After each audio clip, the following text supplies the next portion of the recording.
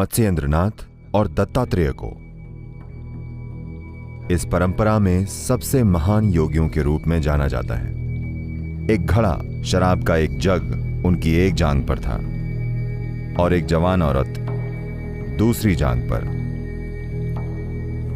उन्होंने बस देखा, दत्तात्रेय नशे में लग रहे थे। यह परशुराम के लिए एक प्रदर्शन था, क्योंकि वे जबरदस्त क्षमताओं वाले मनुष्य हैं।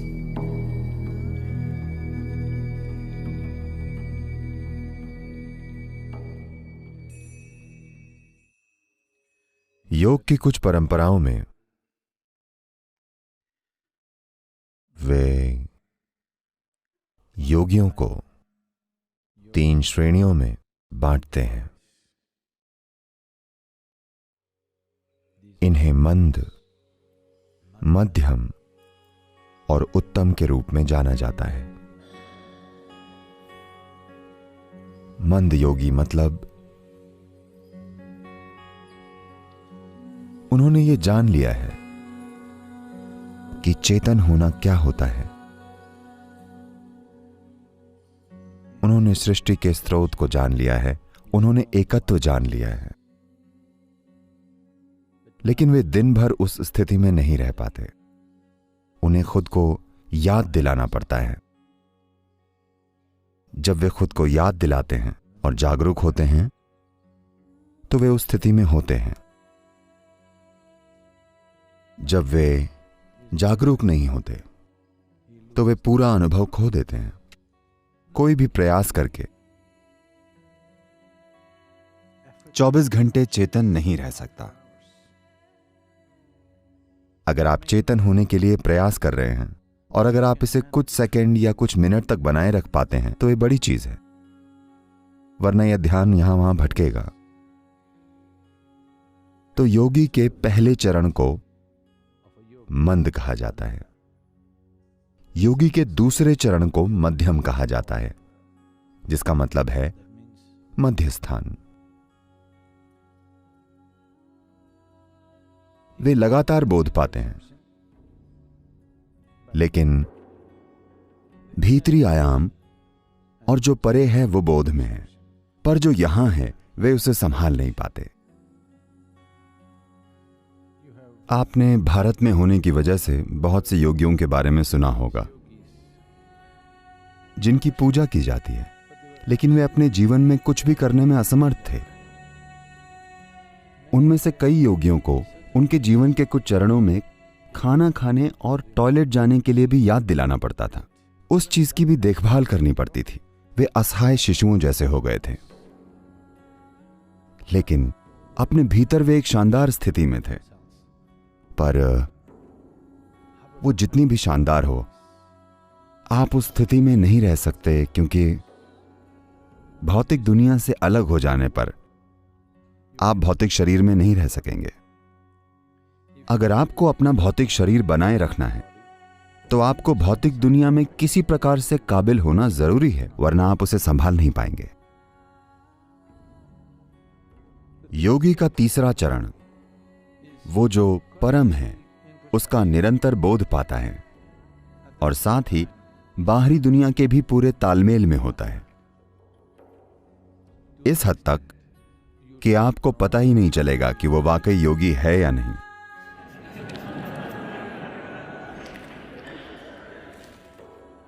दत्तात्रेय, आपने दत्तात्रेय के बारे में सुना है? दत्तात्रेय? ओह, यह अच्छी बात है, क्योंकि मत्स्येंद्रनाथ और दत्तात्रेय को have been held as the greatest yogis in the tradition. इस परंपरा में सबसे महान योगियों के रूप में जाना जाता है। बाकी सभी आत्मज्ञानियों में से इन दोनों को सबसे महान माना जाता है। Matsyendranath Because of the way he existed. वे इस तरह से जीते थे कि लोग उन्हें शिव का अवतार मानते थे। दत्तात्रेय के बारे में उनके आसपास के लोग कहते थे कि वे शिव, विष्णु और ब्रह्मा, इन तीनों का एक साथ अवतार हैं। ये लोगों का तरीका है उनके बारे में बताने का। जब उन्होंने उस व्यक्ति के बारे में कोई चीज देखी कि वे इंसानी रूप में तो हैं, लेकिन कुछ भी इंसानों जैसा नहीं है, इसका मतलब यह नहीं है कि वे अमानवीय हैं, पर इंसान निश्चित रूप से नहीं थे। तो जब उन्होंने ऐसे गुण देखे तो वे उनकी तुलना सिर्फ शिव, विष्णु और ब्रह्मा से करने लगे। वे बोले ये इन तीनों का अवतार हैं। तो आप देखेंगे कि दत्तात्रेय की कुछ तस्वीरों में 3 सिर होंगे, क्योंकि वे तीनों का अवतार हैं।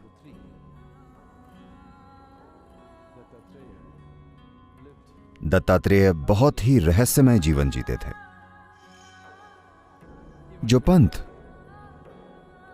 उनसे शुरू हुआ वो आज भी कुछ चीजों का पालन करते हैं। वो एक शक्तिशाली पंथ है। आपने निश्चित रूप से कानफटों के बारे में सुना होगा। वे दत्तात्रेय को पूजते हैं। आज भी वे काले कुत्तों के साथ घूमते हैं।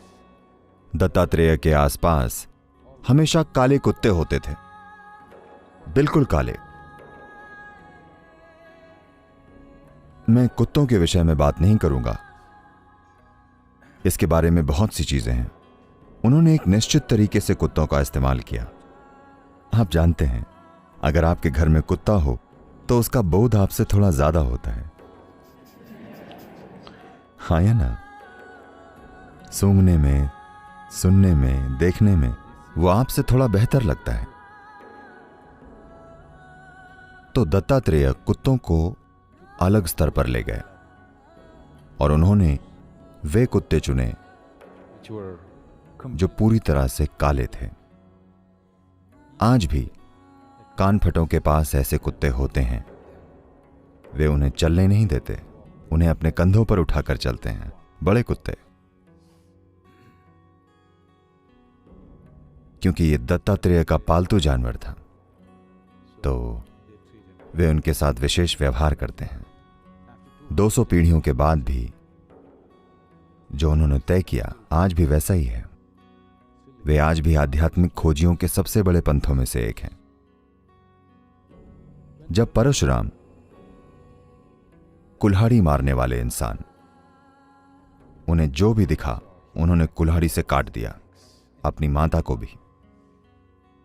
एक बहुत ही ज्यादा अस्थिर भावनाओं वाला इंसान। कई तरीकों से युद्ध में हिस्सा लिए बिना ही परशुराम ने कुरुक्षेत्र युद्ध का भाग्य तय कर दिया था। उन्होंने कर्ण को शुरू से ही उस तरह बनाया था। उनमें जबरदस्त क्षमताएं थीं, पर उनकी अस्थिर भावनाएं उन्हें परम तत्व का बोध जीवन के हर पल में नहीं होने देती थी। वे बोध पाते थे और खो देते थे। ऐसा चलता रहा और ज्यादातर वे बोध खो देते थे। तो वे कई सारे गुरुओं या शिक्षकों के पास गए। जब उन्होंने देखा कि उनके पास वो नहीं है जिसकी उन्हें तलाश है, तो उन्होंने उन्हें मार दिया। हाँ,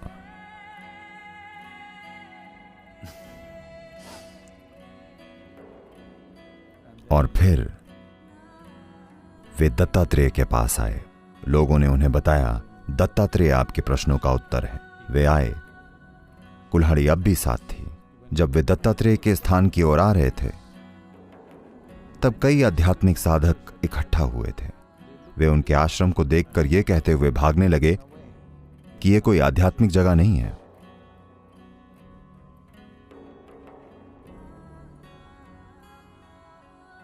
जब परशुराम दत्तात्रेय के निवास के अंदर गए, उन्होंने देखा वहां एक इंसान बैठा था। एक घड़ा, शराब का एक जग उनकी एक जांघ पर और एक जवान औरत दूसरी जांघ पर। वे बस देखते रहे। दत्तात्रेय नशे में लग रहे थे। परशुराम ने उन्हें देखा और अपनी कुल्हाड़ी आखिरी बार नीचे रखी और उन्हें उन्हें प्रणाम किया। बाकी सभी चले गए। जैसे ही उन्हें प्रणाम किया, शराब का घड़ा और औरत गायब हो गए। दत्तात्रेय बस वहीं बैठे थे और उनका कुत्ता उनके चरणों में था। परशुराम को अपनी मुक्ति दत्तात्रेय से प्राप्त हुई।